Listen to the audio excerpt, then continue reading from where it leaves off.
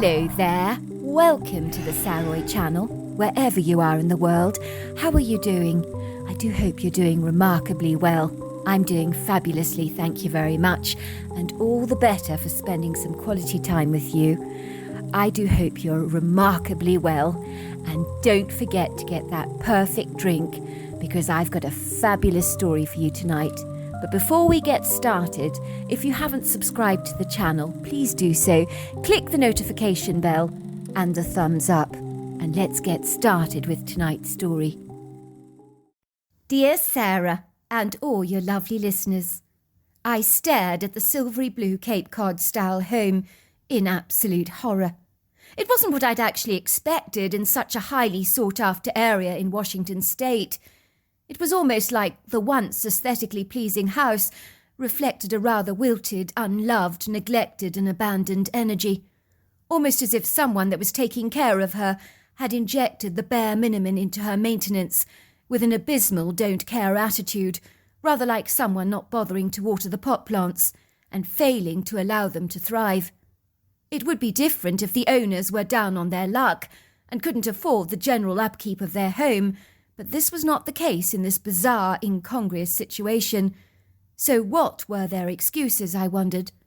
The house itself was exceedingly well built, but it was like there was an emptiness that enveloped her, in a very sad, oppressive aura, almost as if the foundations of this once sumptuous home were crying out for a touch of tender, loving care that had long eluded her.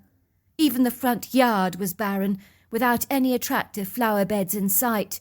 Not even a single pot plant could be found anywhere. Anything would be nice just to show that somebody actually gave a damn. All the other houses in the street looked simply magnificent, with perfectly manicured front yards, fabulously neat flower beds, trimmed hedges, pot plants filled with colourful geraniums, and hanging baskets bursting with colourful summer blooms. But the house that I was visiting, it let down the entire street. The quintessential eyesore, the embarrassment if you like, with a front yard exploding with weeds and dandelions, along with a lawn of seeded grass that had failed to be mown in months. I sighed as I pulled up outside the house and switched off the engine, staring at it with a sinking heart. This was going to be a challenge, certainly not an easy sell. One glance told it all. Why did I have to get a call out to the most dilapidated house on the street? It was so typical. Why could it not have been that magnificent white house on the far corner, where no expense had been spared, possessing very grandiose white palatial pillars, navy blue windows, matching shutters, and the gleaming navy blue front door? What a bummer, I thought.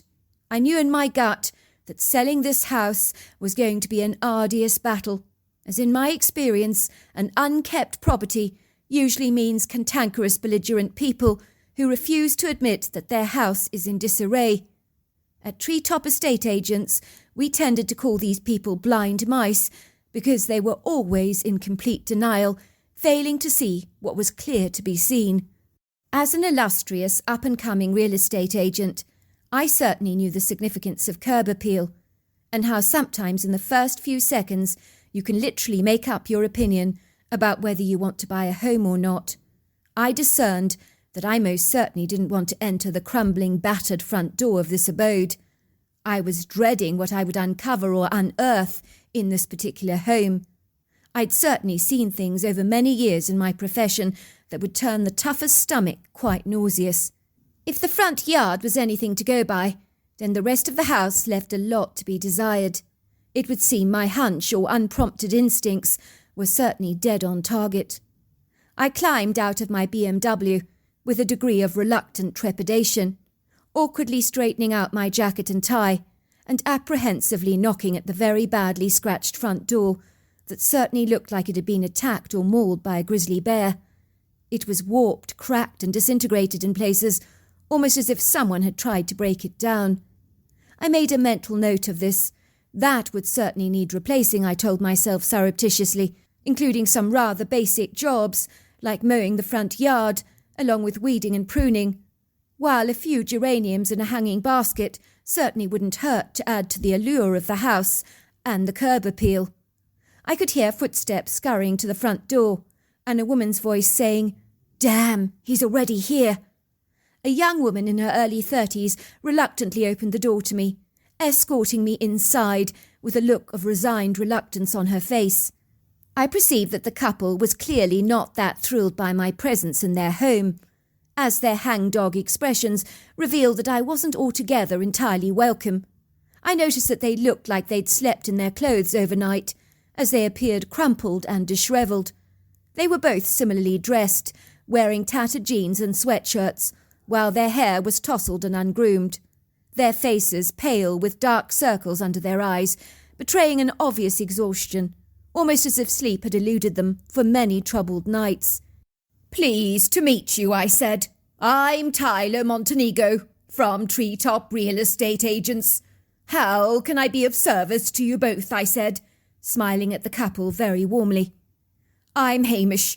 This is my wife Martha," said the reticent young man. "We're interested in showing our house. We'd like a quick sale, and the sooner the better. Could you put it on show this weekend?" he asked me eagerly. "We're in an awful hurry to sell." I raised my hand, as if making a stop sign at a pedestrian crossing. "Ah, not so fast," I said. "We need to walk first, before we run. You two need to slow down, because this house requires lots and lots of work before we can even begin to put it on the market." I glanced around the house with my seasoned, proficient, hawk-like eyes, exploring every nook and cranny, and not missing a thing, with a professional scrutiny, directness and candour that I always applied to my work. I was astonished to observe that there was absolutely no furniture anywhere, with the exception of a few camping chairs scattered haphazardly around the living area, and there were sleeping bags on the floor, and a couple of folding camping tables, but no sign of a flat-screen television anywhere. It was all very bizarre. Worse still, there were greasy pizza boxes and empty takeaway burger packages lying strewn over the floor that the couple had clearly been far too lazy to throw away, and there was an oily residue, or rank smell if you like, that permeated the atmosphere from all those greasy takeaways that saturated the house in that deep-fried, rancid odour. I caught sight of a mouse nibbling some crumbs in the pizza container and looking up at me in a nonchalant way, as if to say, "What's your problem?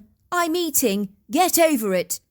In that moment, I wanted to run out of the house as fast as I possibly could, but I remained composed, biting my lower lip awkwardly and maintaining a very professional, business-like stance.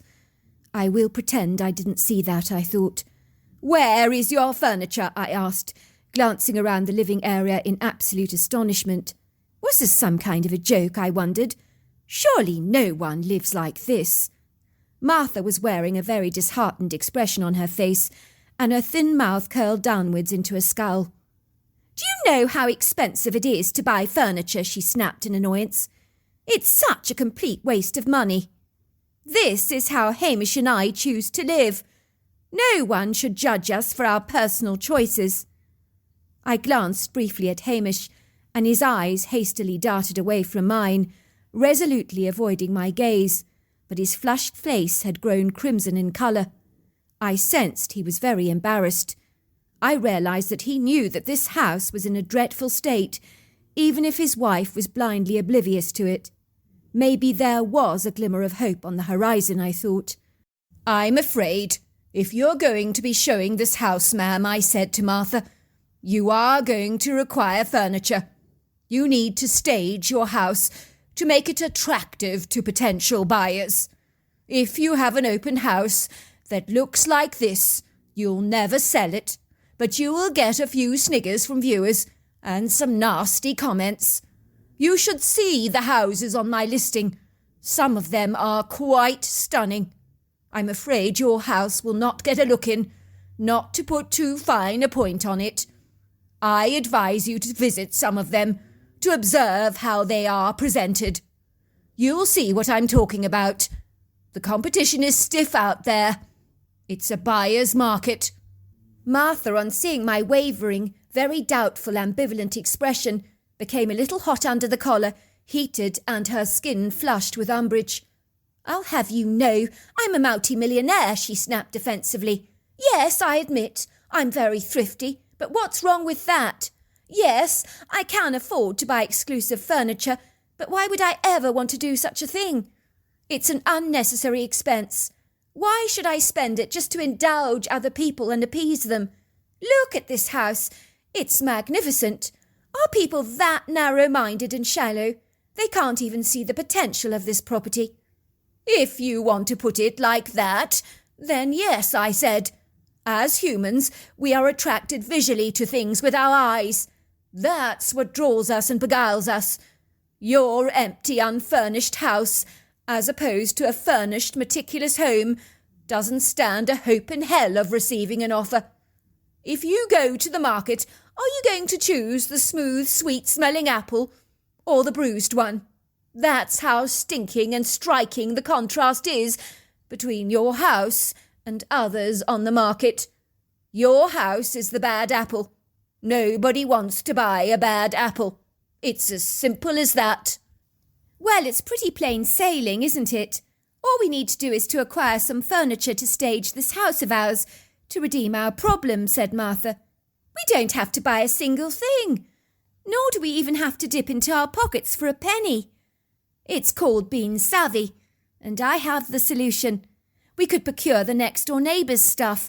I highly doubt Audrey would mind us borrowing some of her collector pieces to jazz up our place, although her husband does tend to be rather tight and miserly.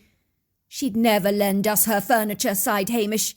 And even if she did, I'm not carrying heavy furniture backwards and forwards like a donkey to gratify your wishes on every open day, he said, giving his wife a begrudging look. It'll do my back in for a start. Then there are these ugly, ugly stains on your carpet, I said disapprovingly, ignoring the little spat occurring between Martha and her husband, who were glaring at each other. I glanced down at the stains that were scattered everywhere. No one is going to want a carpet covered in all this muck. You're going to have to buy a brand new decent carpet to replace this filthy one. This is unacceptable. The word atrocious springs to mind. Not necessarily, said Martha brightly, her blue eyes lighting up into sparks. She directed me to an area of her cream carpet that she'd patched up with dazzling white pieces of sample carpet. It was an atrocious eyesore. The contrast was poignant. I spilt red wine over the carpet here, she said, pointing to the spot proudly. I couldn't remove the stain, she told me, so I replaced it with a piece of sample carpet, and it did the trick, she boasted. I drew in a deep breath, hardly daring to believe what I was actually witnessing. The contrast in these two carpets was startling, as the white patch made the rest of the carpet look old and filthy. It truly was like comparing glistening white paint with a deep, dirty ivory colour. Not pretty at all. I can buy samples, she said enthusiastically, from the carpet shop, and cut out the stains into little squares and replace them with the sample carpet exactly like this. It'll only cost me $15 for a bunch of samples and save us a great deal of money. We won't have to buy a brand new carpet then. That might potentially set us back a few $1,000s. Martha's blue eyes seemed to dance with euphoria as she thought her solution to every problem was decidedly clever, while I stared back at her with a benumbed expression on my face. She couldn't be serious, could she, I wondered? Was she stark raving mad or completely bonkers? That isn't going to work, I'm afraid, I said, groaning inwardly again in exasperation. Your carpet will end up looking like a patchwork quilt, and it will be hideously unsightly.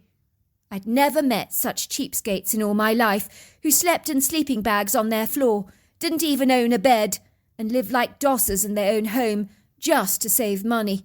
It got worse, as I pointed out the broken flush on the loo, a shower head fringed by a musty, yellowing ripped curtain that was surplus to requirements and needed to be refitted with new accessories. Then there were door hinges coming off the doors, downlighters requiring new bulbs, peeling walls that needed repainting, and the yard fence necessitated being scrapped and rebuilt. In fact, it was supposed to fringe the area of national forest, providing the quintessential dividing line between the yard and the grove, but it had collapsed, so the area was now left wide open, and hikers in the grove potentially could trespass on their property. It was ridiculous. It has character, Martha told me defensively, referring to the dark bedraggled brown fence, where the bent parts were still standing up precariously, held up with a mishmash of white wooden panels that provided some crazy form of horizontal support system. Was she being serious, I wondered? Could she not see what an eyesore her house was? It hasn't got character, I said. It's a complete mess. Let's go and sit down, I said, taking a seat on the stone front doorstep, as quite frankly, there was nowhere else to rest my exasperated derriere. I'll give you a list of what needs doing before your home is suitable to be marketed to the general public. I'm going to be scrupulously forthright with you, and you're probably going to detest what I'm going to say, but I'm going to say it, as I always call a spade a spade. I'm not the most tactful diplomatic person on the block, so if I offend you, I apologise profusely. First and foremost, your house is in appalling substandard condition. It needs a great deal of work on it before it can sell. I'll tell you frankly that if you don't spend money on your bargain basement-looking house, you'll not make any money on it either. Your scrimpy, penny-pinching measures that you consider to be prudent thriftiness on your part is in fact a grievous, expensive mistake that will end up costing you big bucks and invariably losing a lot of money. This house has the marvellous potential of selling for a sizable amount of money, but not in its current deplorable, unsightly, grubby and begrimed state. People will never spend big money on this house. It won't happen. Believe me, I've been in this game for 20 years. I should know. If you do get an offer, it'll be far short of the asking price. Someone, possibly a renovator or a builder, will offer you next to nothing to fix the place up, in order to make a quick buck, a buck that you could have made. You will end up being the losers, with the empty pockets, with lots of regrets and if-onlys. So we have to spend money, is that what you're saying, said Martha, to make money? I've heard of that concept before, but it's quite hard to get my head around. I nodded. That's it in a nutshell, I said. You need to spend money to make it. I appreciate that you recognise this, even though the idea is hard for you to grasp. But your house is an asset. It has a potential to make you a lot of money, but not like this. It was clear that this was a whole new radical concept for Martha, and was as foreign to her as blue cheese is to an indigenous Chinese person. I perceived that she was mulling my words around in her mind, as though considering them for the very first time. I suppose it makes sense, she finally interjected, but it does make me feel excruciatingly uncomfortable. I'm not used to spending money on anything. I'm very tight, savvy and frugal. I don't know how to be frivolous. It's not in my genetic makeup. Careful is my middle name. Well, you need to do it, I said, don't you? Or forget making any profit on this home of yours. And on my part, I can abandon any hope of a commission. We will all be losers. If I may ask you, why are you so desperate to move? The two of you live in a fabulous, desirable part of the world, where the property market is sky high and currently rocketing in value, on an upward increasing spiral. You reside in an area of exquisite natural beauty, sensational panoramic views, lots of idyllic countryside, pretty wood groves to the back of your home. Furthermore, you're close to the town, some of the best schools in Washington, not to mention lots of glorious hiking and horse riding trails. Certainly, if I were wearing your shoes, I would fix this place up and furnish it. I wouldn't want to move at all. This would be the quintessential spot to raise young children, and I'm guessing you're considering starting a family at some time, as you're both rather young. You have potentially a very enviable property here. At that, the couple passed each other fleeting, meaningful looks, as if they were masking a deep secret that they did not wish to convey. I knew what that expressive look meant, as I'd seen it many times before with many of my previous clients that have chosen to hide things from me. obliviously unaware that their clandestineness has been observed. In the end, I usually find out exactly what they're hiding from me, as festering secrets do have a remarkable habit of coming out, like the pus from a boil, and it's never ever pretty. Out with it, I said. So you're not really millionaires, and money is obviously an issue. Is that what you're intending to say? You can't afford to stage the house. Am I right? Is that what this is all about? No, my wife really is a millionaire, said Hamish, unable to disguise an indignant resentment in his tone. For a second he was quiet, and then he piped, Believe me, I don't enjoy living in a house with no furniture, without a lawnmower to mow the lawn outside, and no curtains on the windows. I'm embarrassed and heartily ashamed by the shoddy condition of this house of ours, and when the neighbours walk past with their dogs, I've overheard them say some really mean things about us, and it really hurts. I've heard them call us lazy bums. I've heard them say that our house is an absolute disgrace. We also find that none of the neighbours are remotely friendly towards us, with the exception of Audrey. But who can blame them, really? We've ruined the street with our unsightly blemish on the landscape. At this, Martha was the one that looked shell-shocked. You never told me you felt this way, Hamish, she said, the emergence of tears misting her eyes with moisture. It really upsets me that you chose not to share your feelings with me like this. Well, what can I say? You're the one that earns the big bucks around here, and you make sure I'm very aware of it. You're strong-willed and obstinate. I know it's always a losing battle raising any objections with you. You never want to hear my opinion, because you think you know it all. If you must know, I hate living like a vagrant in my own home. We don't even have a television, nor a comforter. It's completely insane. Nobody lives like this, through choice. And if you must know, I highly resent it. There are times I've considered leaving you, because this place is really getting me down. Hamish, said Martha, her face softening, you're painting me out to be a monster, or an obnoxious, inconsiderate character. Goodness gracious, I love you, she said. And yes, I would spend money on this home if it made you happy. I thought you felt the same way as I did.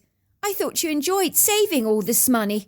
I had no idea you'd consider leaving me for being this frugal. Who would feel good about sleeping on the floor in a sleeping bag night after night, protested Hamish, without having a bed? We have this amazing, phenomenal home, and we camp on the floor like a couple of house crashers. This house is our own. We could make it a home, but it's a dump. It's like living in a cardboard box without blankets. You know what makes it even more nonsensical? We can afford to live in a luxurious home, but instead of getting any pleasure from our money, it just sits there rotting away in a bank. It's a waste. What if we were both run over by a bus tomorrow? We would have failed to enjoy the benefits of our hard work for nothing.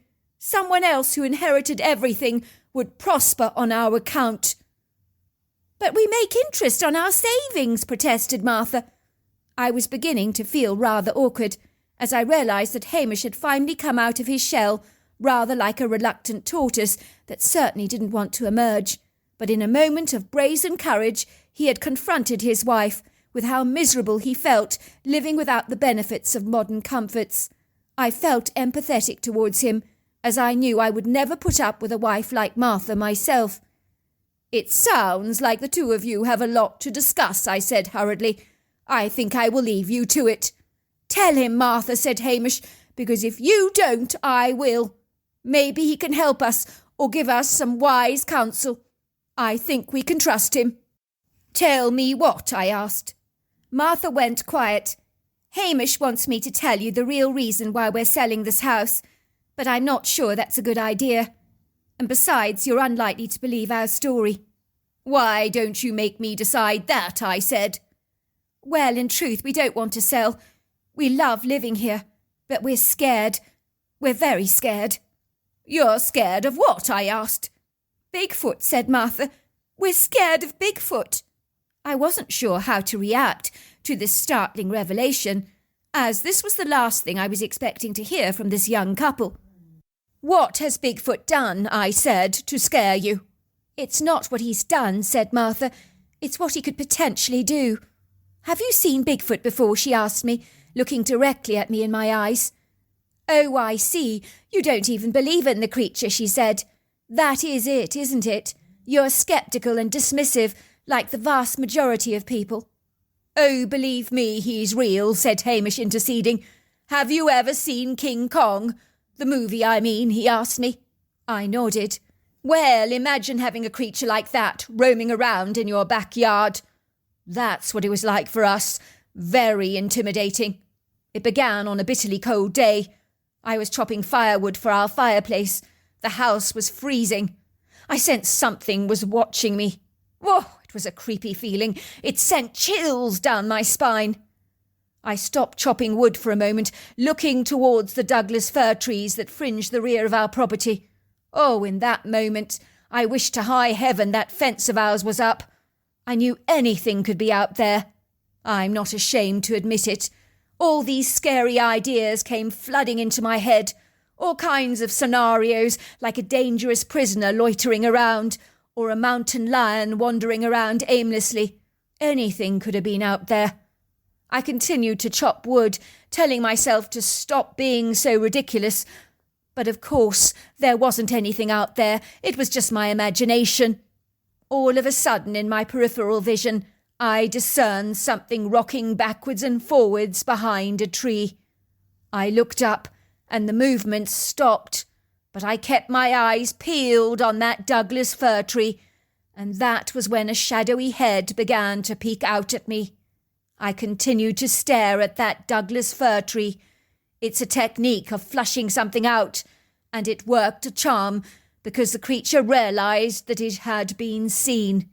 It moved away from the tree, standing about 100 feet away from me, and stared at me with an inquisitive expression on its human-like face. He didn't appear aggressive, but it was very unsettling being studied by such a creature.